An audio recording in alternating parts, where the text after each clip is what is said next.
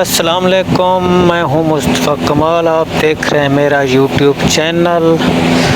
आज मैं दरिया सिंध में गया हुआ हूं। आइए आपको दिखाते हैं। आज यहाँ रेस्क्यू का एक मॉक एक्सरसाइज ट्रेनिंग है। माशाल्लाह, देखें खूबसूरत नज़ारा। रेस्क्यू के नौजवान किस तरह मेहनत कर रहे हैं, बहुत खूब। माशाल्लाह, ये हमारे कौमी हीरो हैं, इनकी अज़मत को सुर्ख सलाम। माशाल्लाह, ज़बरदस्त। दोस्तों, चैनल को भी सब्सक्राइब करें। वीडियो पसंद आए तो वीडियो को लाइक शेयर ज़रूर करें। आपने वीडियो स्किप नहीं कर।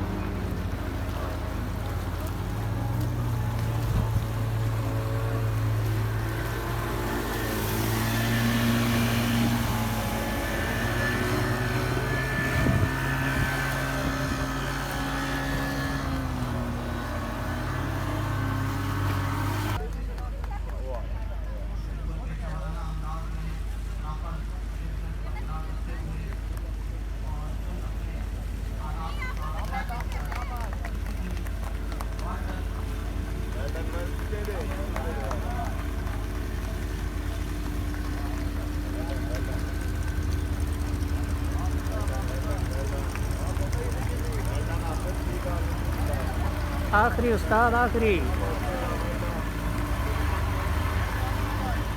तू आखिरी उस्ताद।